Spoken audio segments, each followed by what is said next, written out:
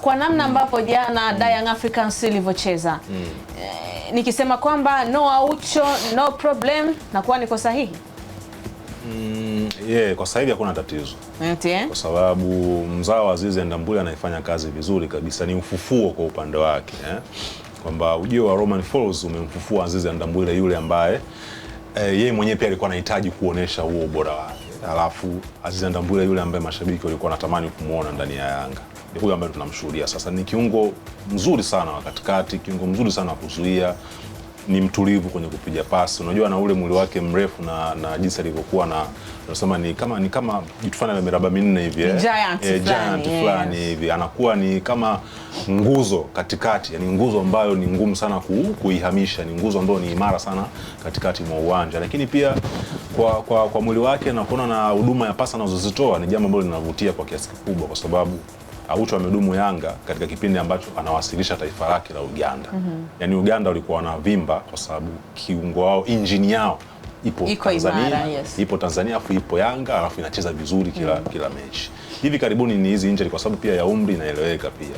Lakini kwa sasa hivi tuna nafasi ya kujivunia kwa sababu kijana wetu yuko pale anahudumu vizuri katika nafasi ambayo Mganda alikuwa anafanya vyema kabisa. Mimi ndo maana naamini hata katika mchezo wa jana angepewa man of the match, mimi kwangu sio kwa shida, kwa sababu timu ya Simba katika muundo ambao Fadu Davis aliunda siku ya jana, kuanzisha mashambulizi na watu watatu, kwa maana beki wawili wa katikati na goalkeeper, kuwa na watu watatu wa mbele ambao walikuwa wanawasaidia, ambao ni viungo wazuiaji wawili pamoja na Lamine Camara ambaye alikuwa anahudumu kama beki wa kushoto na kiungo cha ndani, alafu mbele yao mkao na watu watatu ambao ni Kapombe, Jean Charles pamoja na Elim Panzu ambao walikuwa ni watu wa mashambulizi zaidi.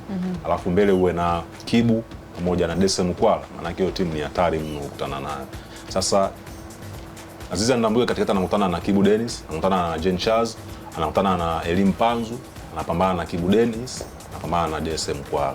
Yani awasaidie mabeki wa Yanga wapambane na hao watu wote watano kwa wakati mmoja, ilikuwa sio kazi rahisi. Ni utulivu tu wa akili yake, na kwa sababu anatambua kwamba huu ni wakati wake kufanya kazi ambayo ametumwa kuifanya, anajiamini kwa kiasi kikubwa sana. Kwa hiyo kwa siku ya jana Azizi Ndambule siku yake ilikuwa ni nzuri zaidi. Lakini kwa upande wa Simba, muundo wa mashambulizi unaona ulikuwa ni hatari kwa upande huo, na mtu ambaye alikuwa hatari sana alikuwa ni Kibu Dennis, japokuwa ndio alikosa hizo nafasi za kufunga mabao. Mimi naamini Fadu Davis ni kama alijikanga mwenyewe katika siku ya jana. Kwa kiasi kikubwa. Alijikanga kwenye sehemu gani? Alipomwanzisha Abdulrazak Hamza.